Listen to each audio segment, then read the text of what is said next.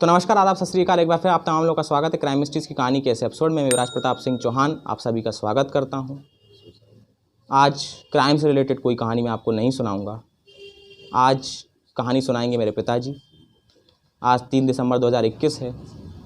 आज से 37 साल पहले वो रात आई थी जो भोपाल वासियों पर कहर बनकर टूटी थी। मैं उस समय था नहीं, लेकिन मैं आज भी जो उनकी पीढ़ियां हैं, जिस दर्द से वो गुज़र रही हैं, उनका दर्द महसूस कर सकता हूँ। आज मैंने सोचा, मैंने अपने पापा से गुजारिश भी की, चूँकि सौभाग्य से वो उपस्थित थे। मैंने कहा कि स्टोरी तो मैं भी सुना सकता हूँ पापा, लेकिन जो अनुभव आप दर्शकों के साथ साझा करेंगे शायद वो मैं नहीं कर पाऊँगा, क्योंकि मेरे पापा जी ने उस टाइम रिपोर्टिंग भी की है सब चीज़ों की, और जिन्होंने इस दर्द को झेला है उनसे बात भी की है। बस मैं यही कहकर इस वीडियो से अभी विदा लेता हूँ आपके लिए कि भगवान उन सभी मृत आत्माओं को अपने चरणों में सद्गति दें। और इस वीडियो के माध्यम से केवल मैं उन मृत आत्माओं को एक छोटी श्रद्धांजलि देना चाहता हूँ, और जितने भी उनके परिवार हैं जिन पर ये दर्द कहर बनकर टूटा था, उन सभी को भगवान संबल दे। बस यही प्रार्थना है। मुझे दीजिए इजाज़त। आगे की कहानी आप सुनिए मेरे पिताजी से। धन्यवाद। फैमिली नमस्कार। मैं बच्चे के कहने से आपके सामने आया हूं उस कहानी को लेकर जो आज से 37 वर्ष पूर्व की भोपाल की है।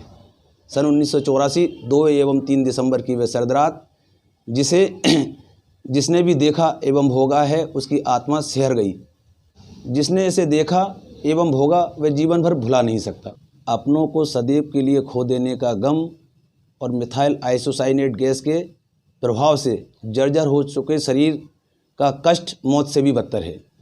जी हाँ, यह किसी हॉरर फिल्म अथवा सीरियल की कहानी नहीं, बल्कि वह वास्तविकता है जो आज से 37 वर्ष पूर्व मध्य प्रदेश की राजधानी भोपाल में घटित हुई थी। वह घटना थी विश्व की सर्वाधिक भीषण औद्योगिक त्रासदी भोपाल गैस कांड, जिसे आज लोग इस नाम से जानते हैं। वह सर्द रात 2 एवं 3 दिसंबर की थी। लोग अपने अपने घरों में सो रहे थे। किसी को इस बात का भान नहीं था, ज्ञान नहीं था कि भोपाल में क्या कुछ हो गया है, क्योंकि लोगों को ये भी नहीं मालूम था कि भोपाल के आसपास जो कुछ है वो ऐसा जहरीला है जिसके बीच में हम रहकर अपने आप मौत को गले लगाए हुए हैं। सच्चाई उस दिन सामने आई जब सर्द रात में धुएं का गुबार उठते लोगों ने देखा, जो उस वक्त जाग रहे थे या किसी काम में व्यस्त थे या निकल रहे थे, जा रहे थे उस फैक्ट्री के पास से जो मौत का कुआं या मौत का बवंडर थी। थोड़ी ही देर बाद वो धुआं शहर की तरफ चला, हवा का रुख शहर की तरफ था, और वो स्टेशन बजरिया, शाहजहानाबाद होता हुआ जहांगीराबाद, यहाँ तक कि जेल रोड और शहर के कई हिस्सों को अपनी चपेट में ले चुका था।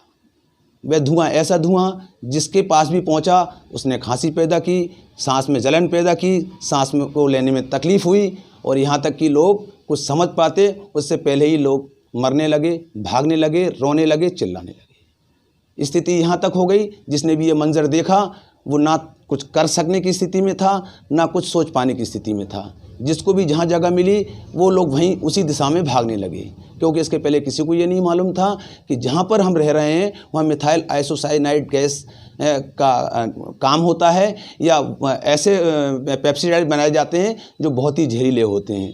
और देखते देखते शहर शमशान के रूप में बदलने लगा, और प्रशासन जब तक सतर्क होता या कुछ कर पाता तब तक स्थिति नियंत्रण से बाहर हो चुकी थी। दोस्तों, मैं उस वक़्त पत्रकारिता कर रहा था और इसी के लिए रिपोर्टिंग का काम भी मेरे कंधों पर था।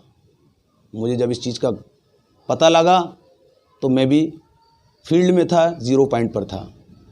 मैं उस कहानी का आपको वो हाल दिखा रहा हूँ जो मैंने अपनी आँखों से देखा है और महसूस किया है। आज का जेपी नगर, उसके सामने ही फैक्ट्री है। आज भी उसको किसी खंडहर के रूप में देखा जा सकता है, उसे दैत्य के रूप में देखा जा सकता है, जिसने हज़ारों को निगल लिया। उसके बाद भी वो बदस्तूर आज भी खड़ा है। इसे हम चाहे शासन की, प्रशासन की, कानून की, किसी को भी जिम्मेदार ठहरा सकते हैं कि उसे आज भी वहाँ से ना तो हटाया जा सका है, ना ही उसको पूरी तरह से नेस्तनाबूद किया जा सका है। जो इसका मालिक है वो भी हमसे हज़ारों हज़ारों किलोमीटर दूर अमेरिका में बैठा है।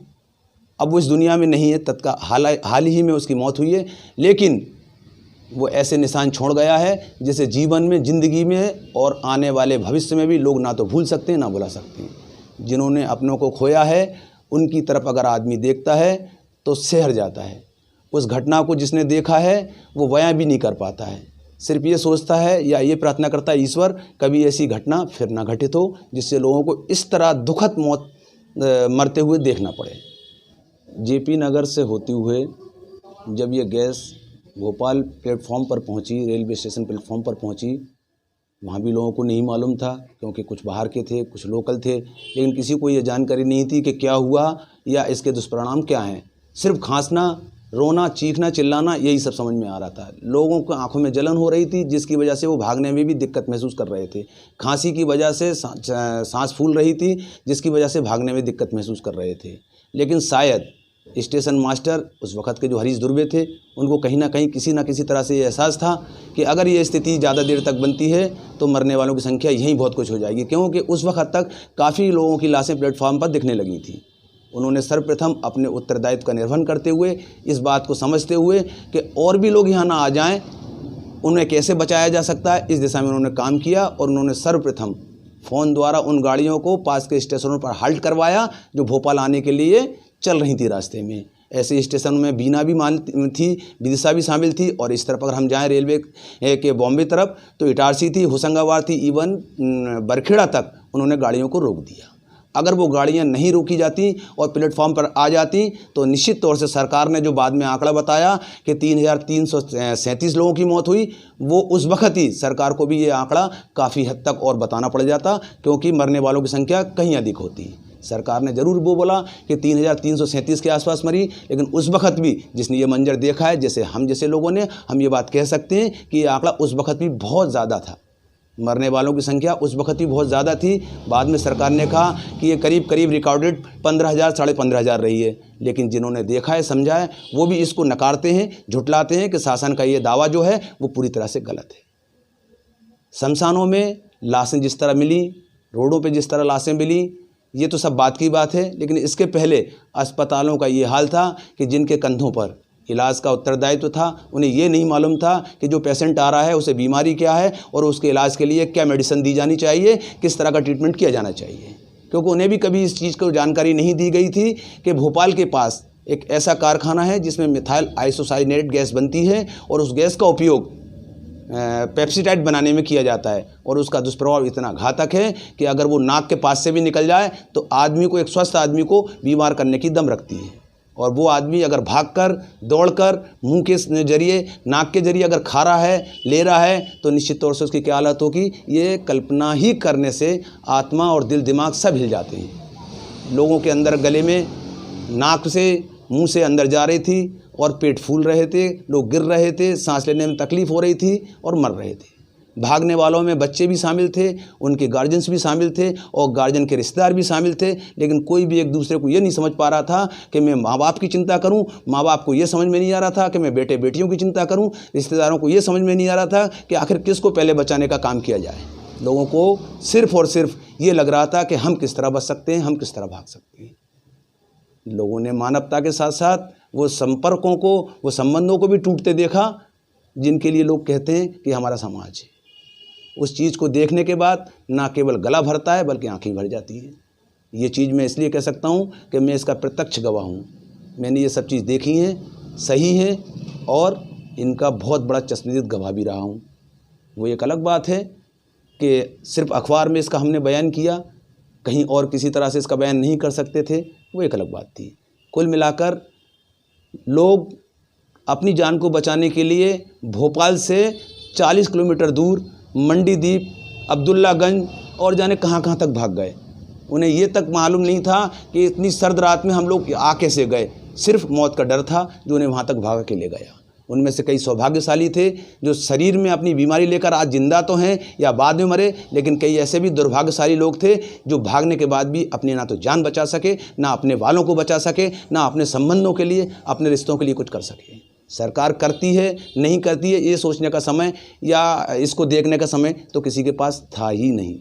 जो भी जैसे भागकर अगर अस्पताल पहुंचा, अस्पताल में ट्रीटमेंट की बात आई तो किसी भी तरह से जो जनरल दवाएं होती हैं या यूँ कह लें कि मात्र औपचारिकता ही की जा सकी और की जा रही थी। और थोड़ी थोड़ी देर में ही आंकड़ा मरने वालों का बढ़ता जा रहा था। पलंग से उतार कर उनको एक तरफ रखा जा रहा था। ना तो किसका है या किस समाज का है, किस धर्म का है, ये सारी चीज़ें वहाँ मिथ्या थी। ढेर पर ढेर लगते जा रहे थे, वो चाहे जयप्रकाश अस्पताल हो, चाहे जवाहरलाल अस्पताल हो या गांधी मेडिकल हो, सारे अस्पतालों की, सरकारी अस्पतालों की ये स्थिति थी। सर्वाधिक लोड पहले पड़ा तो वो रेलवे अस्पताल पर पड़ा, जो रेलवे प्लेटफॉर्म से नियरेस्ट था, जिसे आज कंट्रोल बोर्ड बना दिया गया है नौकरी के लिए। उस अस्पताल में पूरे बिस्तर फुल थे, सामने का पूरा लान फुल था, यहाँ तक कि रेलवे ग्राउंड के आसपास भी बॉडियों को रखा जाने लगा था। ये उस वक़्त की बात है जब लोगों को ये बिल्कुल भी नहीं पता था कि किस चीज़ से ये मौतें हो रही हैं। बाद में प्रशासन अलर्ट हुआ, सक्रिय हुआ। स्वराजपुर जी जो एसपी भोपाल हुआ करते थे, कलेक्टर मोती सिंह जी जो भोपाल हुआ करते थे, इनकी टीमें रवाना हुई। इन्होंने भागदौड़ की और जो भी ये प्रयास कर सकते थे तात्कालिक वो करने के प्रयास किए गए, जो कि पर्याप्त नहीं कहे जा सकते थे। लेकिन चूंकि क्या कुछ करना है ये बात की बात थी, जो कुछ हो सकता है वो करने का प्रयास किया जा रहा था। अस्पतालों में संख्या मरीजों की बढ़ रही थी और मरीज़ तो पहुंच रहे थे, लेकिन तत्काल बाद वो मौत का आंकड़ा बढ़ा रहे थे, मौतें बढ़ती जा रही थी। देखते ही देखते ये आंकड़ा बहुत आगे तक चला गया था। और बाद में जब लोगों ने देखा, हम जैसे लोगों ने जो जीरो पे अपनी रिपोर्टिंग कर रहे थे कि लोग रोडों के किनारे उल्टियां कर रहे थे, मर रहे थे। स्थिति ये थी कि निकलने के वक्त भी लोगों के पैर जो थे वो कहीं ना कहीं लाशों से तक टकरा रहे थे। तो आंकड़ा कितना ज़्यादा हो सकता है सिर्फ ये कल्पना की जा सकती है। बाकी इसके बारे में विवाद में पड़ना कोई ज़्यादा उचित भी नहीं है, क्योंकि सरकार जो आंकड़े बताती है वो काफ़ी हद तक कम होते हैं, ये सबको मालूम है। इसलिए इस बात को क्लेम के रूप में कहना कोई उचित भी नहीं है, और कानूनी प्रक्रिया में वो चीज़ चली गई इसलिए वो भी उचित नहीं है। उस वक़्त के गांधी चिकित्सा महाविद्यालय हमीदिया के डीन डॉक्टर तिवारी जी और मेडिकल लीगल जो थे वो डी के सतपथी जी हमारे दोस्तों में से रहे। हमसे उनसे चर्चा होती थी, क्योंकि मैं अखबार में हूँ, कई मामलों में डिस्कस करना पड़ता था। जब उनसे इस बारे में बात हुई तो उनका ये कहना था कि शायद जो आप कह रहे हैं ये जानकारी अगर लोगों को होती कि वहाँ गैस है और इसका दुष्प्रभाव इतना खतरनाक है तो संभवतः लोग कुछ तो एहतियात बरतते और मरने वालों का ये आंकड़ा कम हो सकता था। लेकिन ये दुर्भाग्य है कि इसको गोपनीय रखा गया, जिसकी वजह से लोगों को ये जानकारी ही नहीं थी कि इतना दुष्प्रभाव इस गैस का हो सकता है। ये तो बात एक हुई। दूसरी बात ये थी कि NP मिश्रा साहब जो डीन हैं, जिनके बारे में मैंने बोला, उन्होंने भी पूरे प्रयास किए, बहुत अच्छा इलाज की कोशिश की, लेकिन तब तक ऐसी कोई जानकारी या ऐसा कोई इलाज उनके पास नहीं था। और जो मरीज पहुंच रहे थे वो इतनी ज़्यादा जहरीली गैस खा चुके थे कि उन्हें बचाया जाना संभव भी नहीं हो पा रहा था, जिसकी वजह से भी मौत का आंकड़ा बढ़ा और मरने वालों की संख्या बढ़ती चली गई। बाद में दावे प्रतिदावे हुए, ये सारी चीज़ें हुई, लेकिन जो घटना थी वो इतनी बड़ी घटना थी कि दुनिया में सबसे बड़ी औद्योगिक त्रासदी के रूप में दर्ज हो गई। और आज भी भोपाल के वासिंदे जो उस वक़्त थे उन्होंने तो इसको भोगा ही भोगा, जो बचे हैं वो भी भोग रहे हैं। लेकिन जैसे हिरोशिमा में, नागासाकी में एटमी बमों का असर आज भी दिखता है, वैसे ही भोपाल में इस गैस का असर आज भी होने वाली पीढ़ी को देखने में आ रहा है। जो भोग चुके थे वो तो भोग ही चुके थे, जो दुनिया में बाद में आए उन्हें भी भोगना पड़ रहा, क्योंकि उसकी जो गहरी गैस का जो असर था वो वातावरण में रहा। ये वैज्ञानिक तथ्य है जिसे स्वीकारा भी गया है। बाद में उस गैस को निष्क्रिय करने का भी काम किया गया, लेकिन आज भी उस फैक्ट्री के आसपास इतनी मात्रा में ज़मीन के अंदर वो उसका जो बचे हुए तत्व हैं, जहरीले तत्व हैं जो दफन हो चुके हैं, वो भी कहीं ना कहीं पानी के स्रोतों में मिलकर लोगों को आज भी बीमार करने की क्षमता रख रहे हैं और बीमार कर रहे हैं।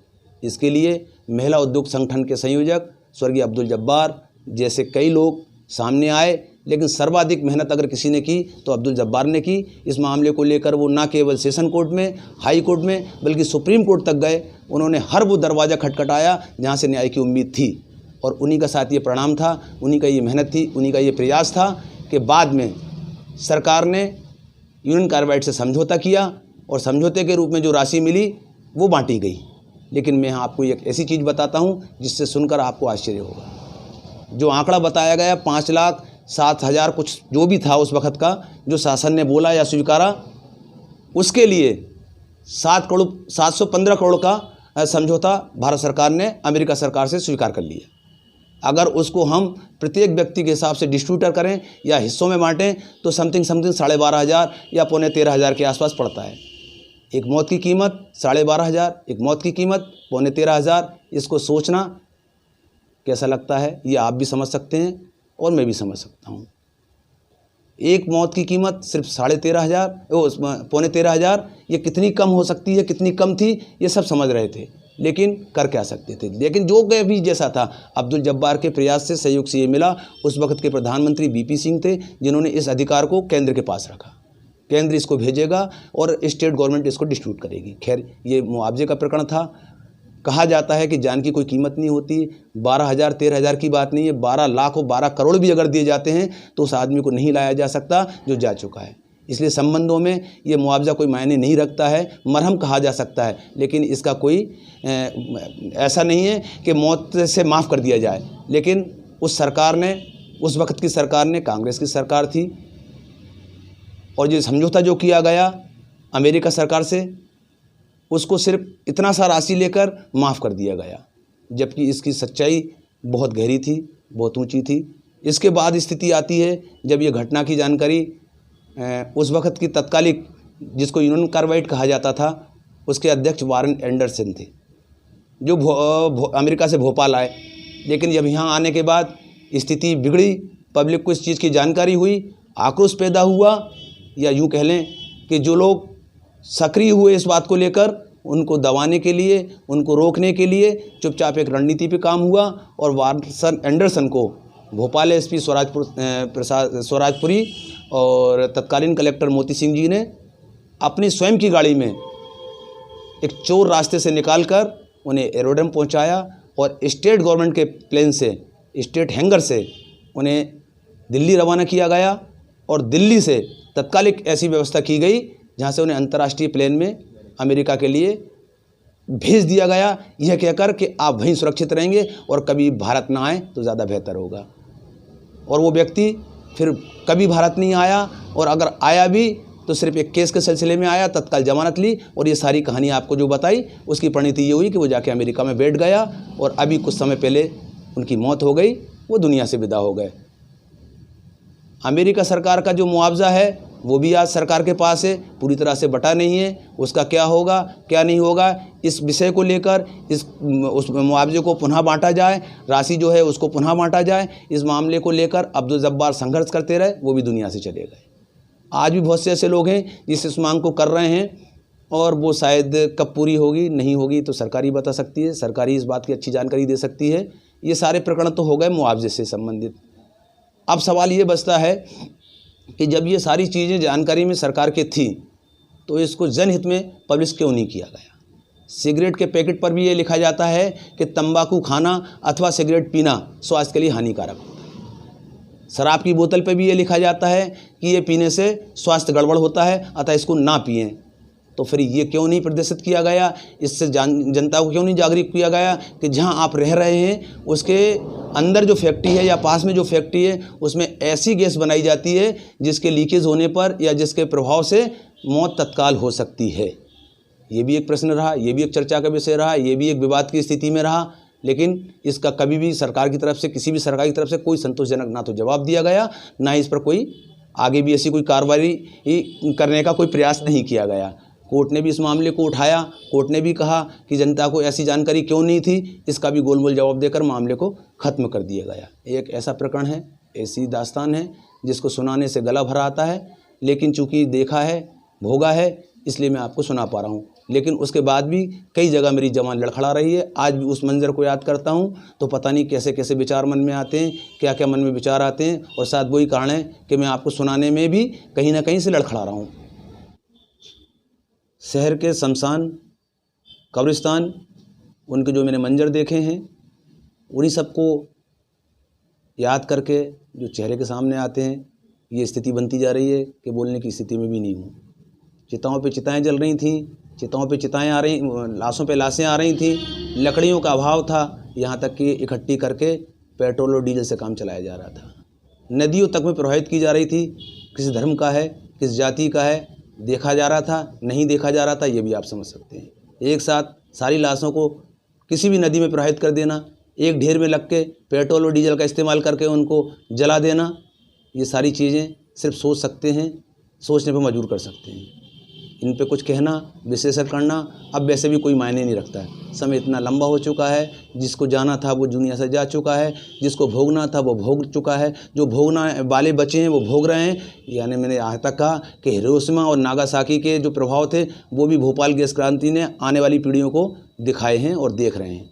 इसलिए यहीं पर मैं इन शब्दों को सबको समाप्त कर रहा हूँ। ये सारी जो चीज़ें हैं वो शायद मेरा बच्चा नहीं बता पाता आपको, क्योंकि उसने ये सब नहीं देखा था, सिर्फ सुना था। सुनने भर से ही उसको काफ़ी कुछ लग रहा था, इसीलिए उसने कहा कि पापा अगर इसको आप बोलेंगे हमारे अपनी फैमिली के लिए, हमारी अपनी फैमिली जो मुझको सुनती है उसको अगर आप बोलेंगे तो शायद ज़्यादा अच्छा बता पाएंगे उनको और इस दुर्घटना के बारे में उनको समझा पाएंगे। शायद ही आप सबको मैं एक सुझाव भी दूंगा कि अपन जहाँ भी रहते हैं एहतियात के तौर पर समय में, फुर्सत में, जैसे भी लगे इस चीज़ का अपन आकलन करें कि हमारे आसपास तो कोई ऐसी चीज़ नहीं है जो कभी किसी भी कारण से अगर दुर्घटनाग्रस्त होती है तो हमारे लिए, हमारे परिवार के लिए, हमारे क्षेत्र के लोगों के लिए दुखदाई तो नहीं हो सकती है, जानलेवा तो नहीं हो सकती है। यही सीख हमको इसमें मिली है, शायद मैं तो यही कह सकता हूँ। और यही सोचने का, यही समझने का, यही हमारा उत्तरदायित्व है कि हम अपने को, अपने परिवार को कैसे सुरक्षित रख सकते हैं, अपने समाज को, अपने आसपास के रहने वालों को कैसे सुरक्षित रख सकते हैं। अगर हम इतना ही योगदान कर लेते हैं तो समझ लें हमने अपने देश के लिए शायद बहुत बड़ी सेवा कर ली है। और बाकी जो लोग चले गए उन सब के लिए पुनः विनम्र श्रद्धांजलि। इसके अलावा अपन उनके लिए और क्या कर सकते हैं? बारंबार सिर्फ यही कह सकते हैं कि भगवान उनकी आत्मा को शांति प्रदान की होगी, उनको सद्गति प्रदान की होगी। और परिवार को जो संबल दिया था वो संबल आज भी उनको ज़रूरत है, उस संबल को आज भी बढ़ाने की ज़रूरत है। कृपया उन पर भी कृपा करें, उनको भी संबल बढ़ाने में, उनको भी सहन करने में उनकी मदद करें।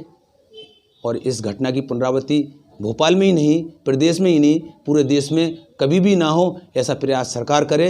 इन्हीं अपेक्षाओं के साथ आप सबको पुनः नमस्कार कहता हूं और ये आपसे अपेक्षा करता हूं कि आने वाले जो भी एपिसोड बच्चे के हैं उन्हें आप देखेंगे और अगर उससे कोई गलती हो रही है तो उसको अपना सजेशन भी देंगे और उसको अपना छोटा भाई, बेटा, बच्चा समझ के उसे माफ़ भी करेंगे और उसको स्नेह और प्यार देते रहेंगे ताकि उसका हौसला बढ़ सके। और हम सब पुनः आप सबके स्वास्थ्य के लिए कामना करते हैं, सब अच्छे होंगे, ठीक होंगे। पुनः आप सबको नमस्कार, प्रणाम।